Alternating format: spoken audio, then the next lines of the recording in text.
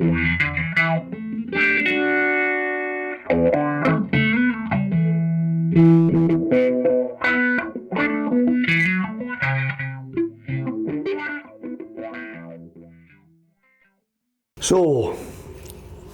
if you've come here to hear something about music or recording, that kind of stuff, well, I'm afraid to disappoint you, but today it's all about complaining about a company in Japan who I used to have a lot of time for, but, well, in the last few months, my opinion of them has went down the hill rapidly.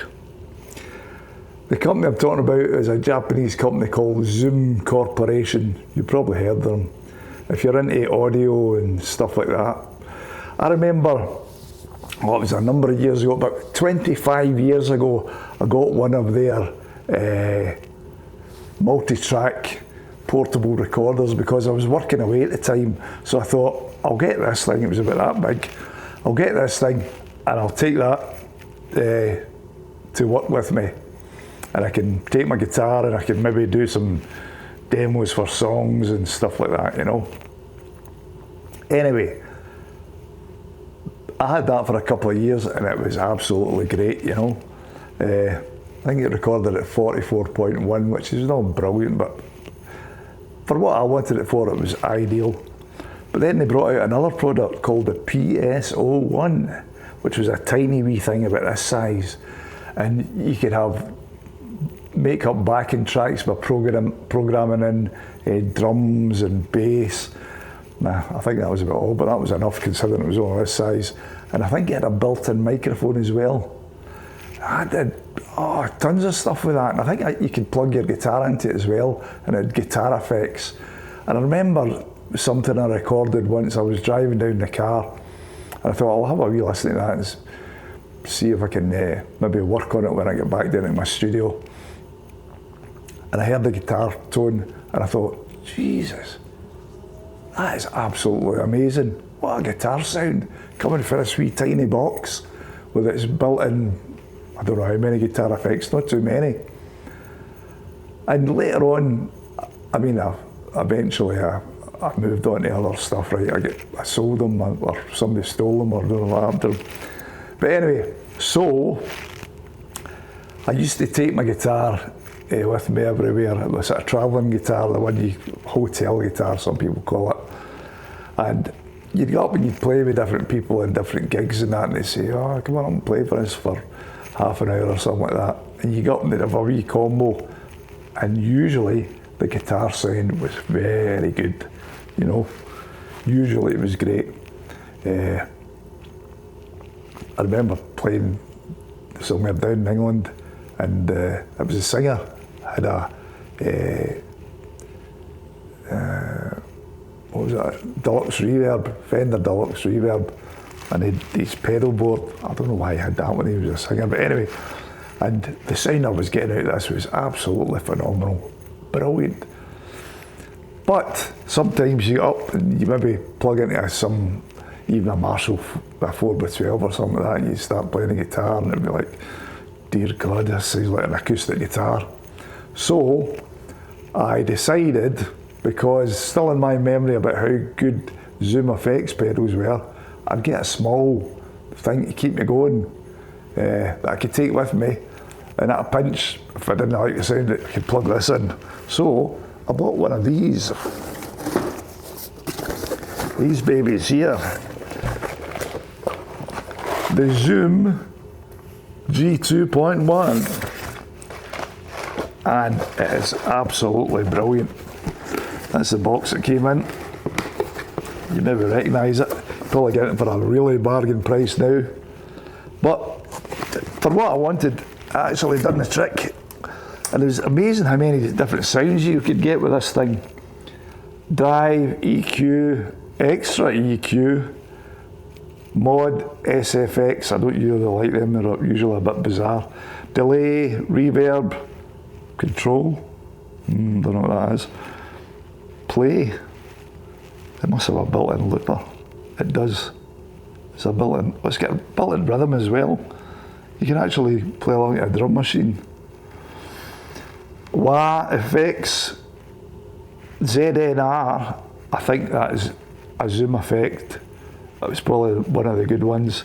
A drive, and it's got 3 tones: gain, tone, and level, and a wee foot pedal if you want to do a wee bit of sort of Jimi Hendrix stuff. And it's got a built-in tuner, and I mean, look at the size of it. At the back it's got input, output, and a USB. You can use it as a USB interface as well. Amazing. Anyway, and it can run off batteries as well, or excuse me, DC 9 volt, standard 9 volt thing like Boss pedals. Brilliant thing. So then I was working abroad, and I thought that was getting kind of old, and I'll buy something which is a wee bit more up to date. So I bought this thing. That was the G2. I bought the G3. Excellent. Version 2.0. Use up to 6 effects simultaneously. Look at it. And I look after my stuff, you know. That is a really nice unit. That would go okay in you can put that in your pedal board and it'll give you an extra dimension there. And the sounds of it are tremendous. I really enjoyed that. But the reason I bought that was because I bought the first 2 products for recording, and the effects on them were so good that I thought I'll buy the wee pedal for getting up to do wee stints on stage. And then I was so enthralled with that, I bought this. But then, hold on, I'll be back in a minute. But everybody needs a wee portable recorder, don't they, right? So, I bought this as well. Zoom Handy Recorder H4. There you go. So, anyway, it's still turned on, it's running out of batteries. That was pretty daft. And I used this, I actually recorded bands when we were in rehearsing, because you put 2 XLRs in the bottom, and it's got stereo mics in the top, and you can record up to 96 kilohertz. But I think it's 24-bit, obviously it'll be 24-bit, it doesn't do 32-bit. Excellent wee thing, very handy, and look at the condition of it. I've had this I don't know how many years, and it's as good as new. I've still got the box somewhere. But anyway, that was needing upgraded, so I thought, what am I going to do? Am I going to get Tascam? And I've got a lot of Tascam stuff in the back there. I've got a master recorder and CD player and my wee bit that I do for mastering. I've got another CD player with a cassette deck in it, which is Tascam. Upstairs I've got a Tascam 8-track, a TIAC 4-track, and I've got a TIAC or Tascam cassette deck from the 80s, which is really nice. Anyway, but I'm so happy with the wee Zoom recorder, I thought, I'll buy this baby here, right? So I bought that, and I bought all the accessories for it, and I think I paid in the UK about £400 in total, maybe just over £400 for this, with the accessory kit, which is, I don't know what came in the accessory kit, something for a windshield or something, or a remote control, that's right. So when I was rehearsing with the band, I could put it on and off, and instead of just recording the whole night. And I was well impressed with that. You could change the mic capsules and everything. Just a nice piece of kit, you know. And I bought that because I'd already bought the H4, and I'm so happy with it. I thought, why change? Because it's a brand loyalty. They've been good in the past, they're going to be, and I've never had any bother with anything I've ever bought with them, so that's why I bought that. Anyway, I shall be back. I'll need to edit this video because already it's getting too long, isn't it? Anyway. You're probably wondering why I've got the gloves on, right? There is a reason for it. It'll all become clear shortly. Here is the accessory kit I bought, or it might come out the original thing. USB cable never used. Zoom remote control. I'd like to use that. I've never used it yet. And also, I think I paid about 100 US for this, which is about £80 UK. And here we have the Zoom, the box that came in, and there's the windshield, right? What do you call that again? I don't do much outside broadcasting, but that's called a cat something or something. Who knows? Anyway, the reason for the gloves, and here is the thing I bought, right? Look at it. It's still in the polythene, look. The windshield, wow. And it's got an extra mic capsule, which I don't think's ever been plugged in. And, excuse me a minute. And, oh, another USB cable that's never been used. And on the face of it, you won't be able to see this, right? But on the face of it, boys and girls, it looks excellent. And I'll tell you why I've got the gloves on in a minute. And these capsules come off and you can replace them with other ones. I've never ever used it, but because these ones are absolutely fine. You can do, I think you can do MS recording with these as well. And you can also change the orientation of them, right? Spin them round like that. So it's well thought out. It's like everything else Zoom does. It was a well thought out product. Unfortunately, this bit here is absolutely perfect because it's made with a kind of a hard, I don't know if that's plastic or aluminium, but it's a hard finish. It's very good. But this bit round here, if you can see it, it's hard to see, but the reason I've got the gloves on is because the plasticizer in this plastic all around here, it's a wee bit dull because I've tried to clean it, and all around here and round the bottom and all over the back, right, where the speaker is and everything, the plasticizer is leaking out. And honestly God, I've got guitars in here, Gibsons, and you know what I mean, different kind of nitro finished necks on them and that, and you're not going to be handling this thing with all this plasticizer leaking out and then picking up a guitar. It's just not on, you know. And it's a lovely looking unit, I must admit.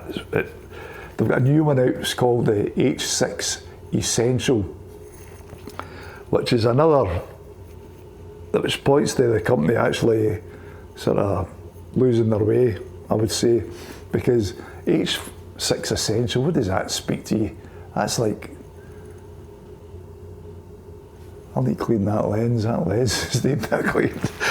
H6 Essential, it's like H6 Basic, isn't it?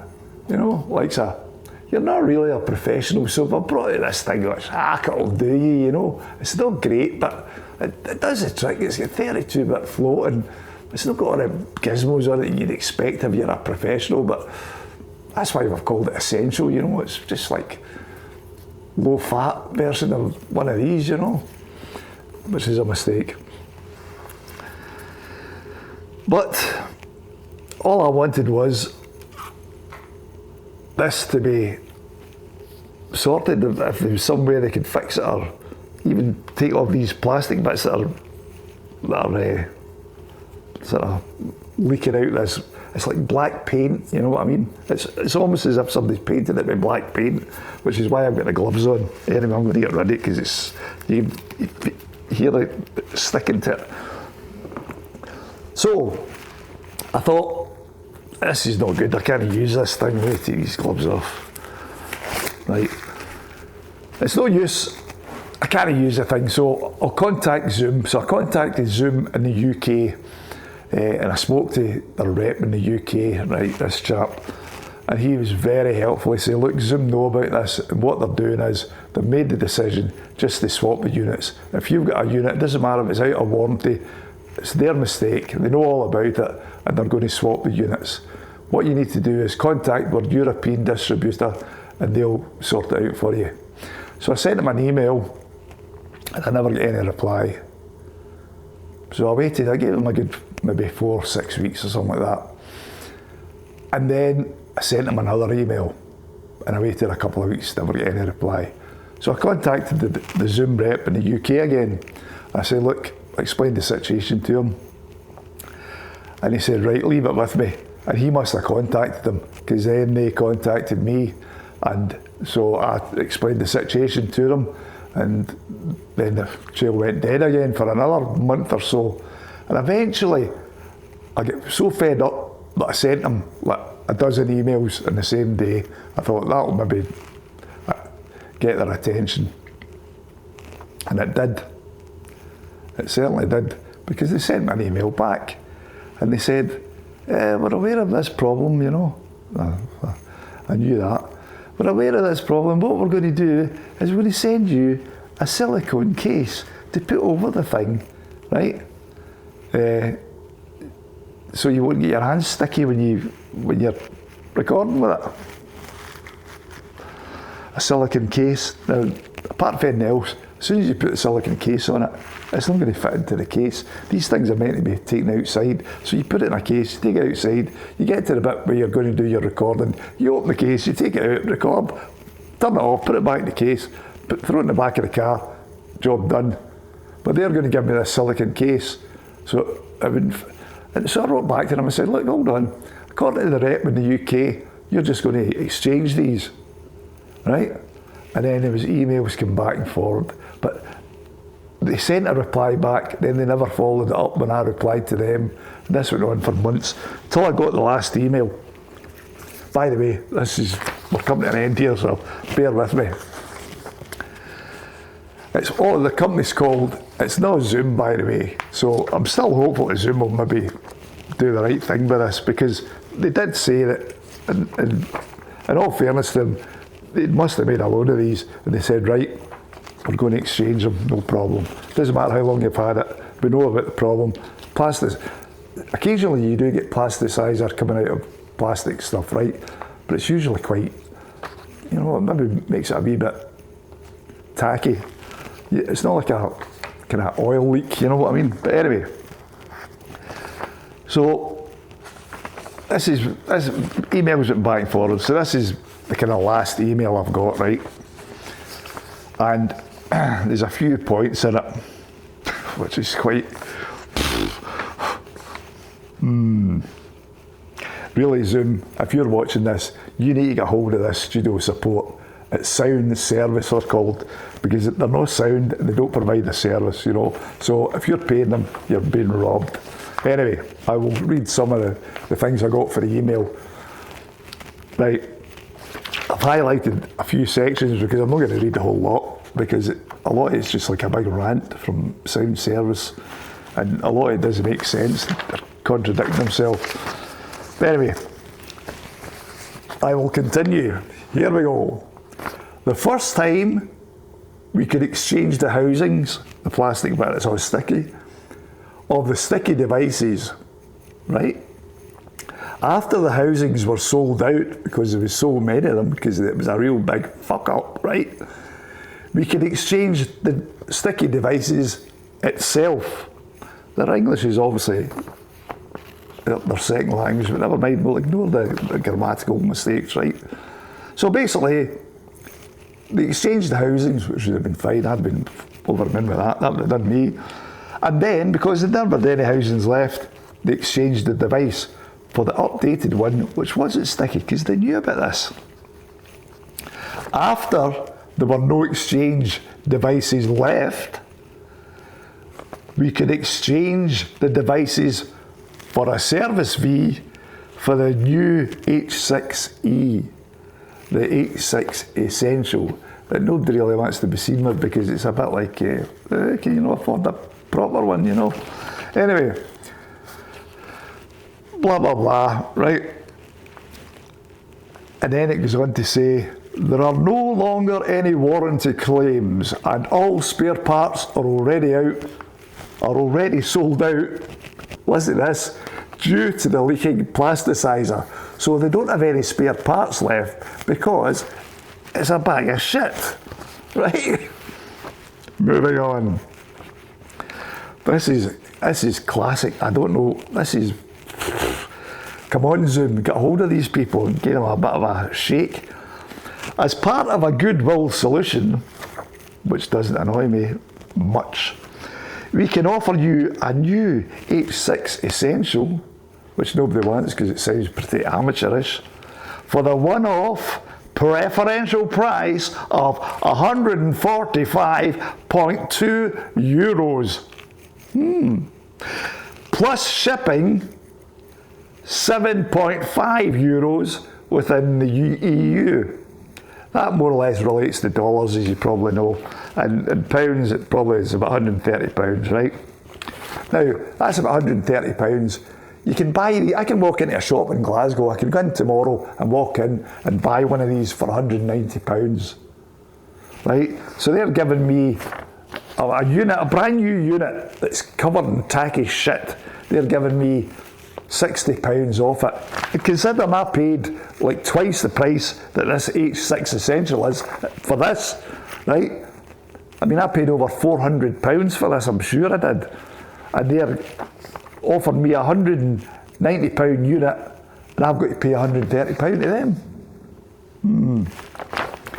There's something not quite right about that, but never mind anyway.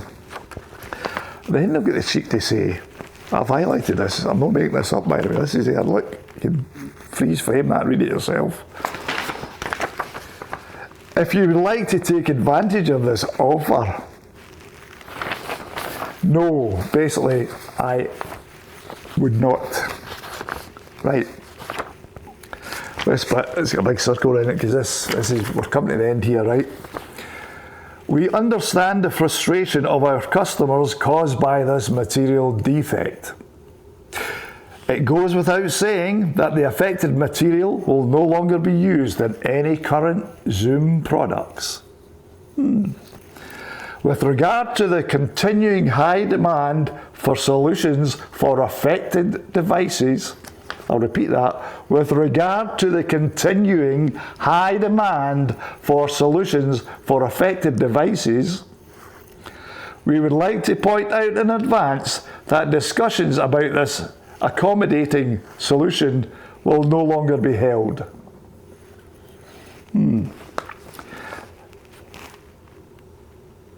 This bit is, I don't know. The well-being of our employees is paramount here.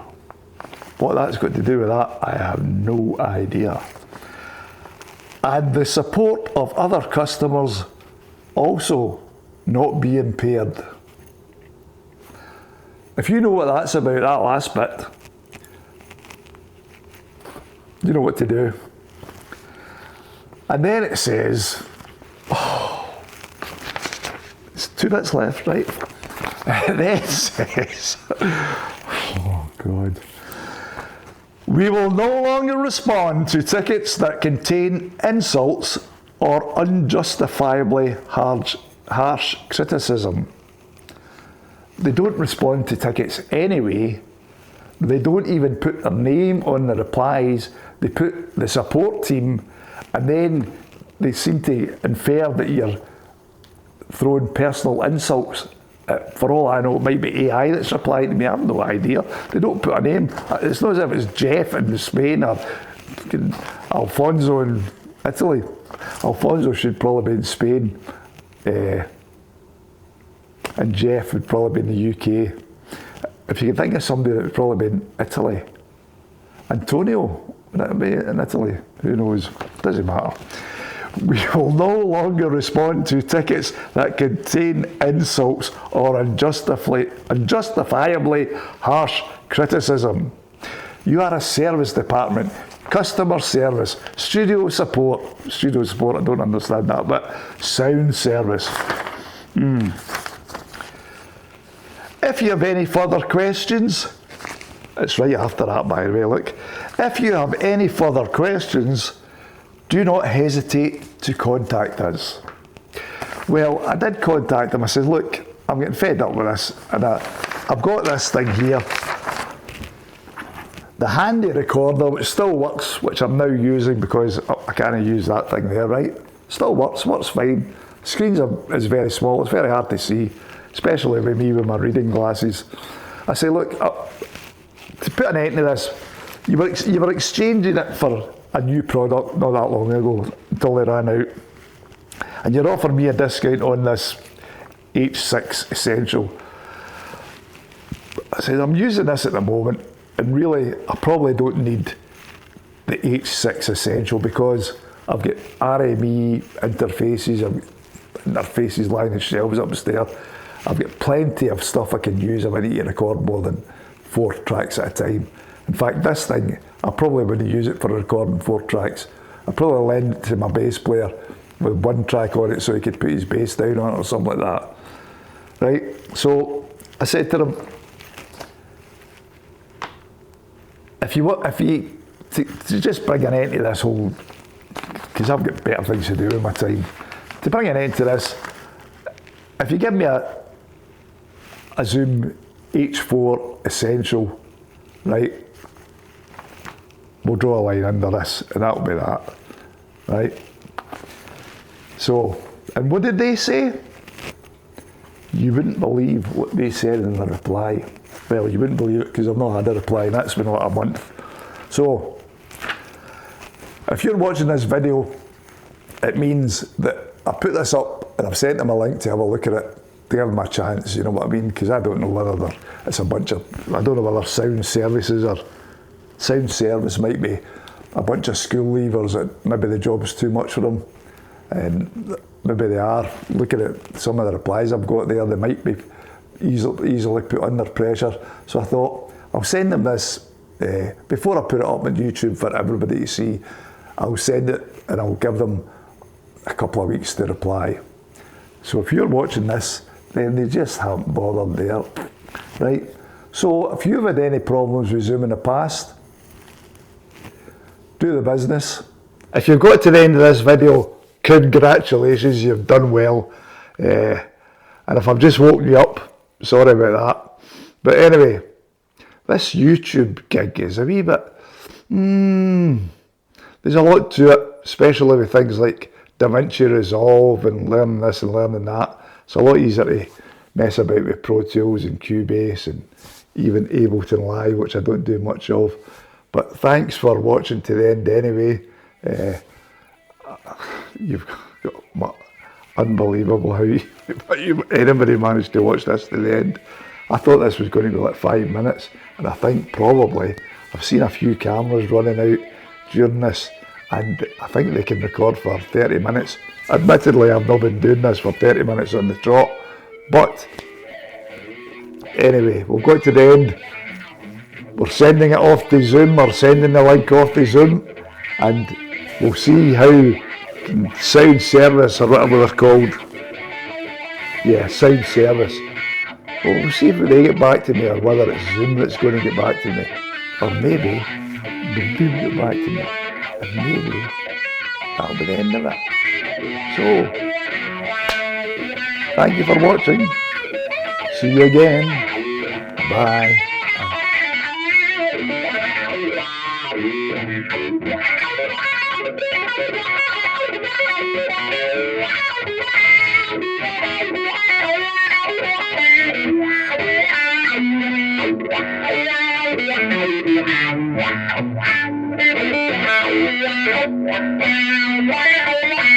Wow.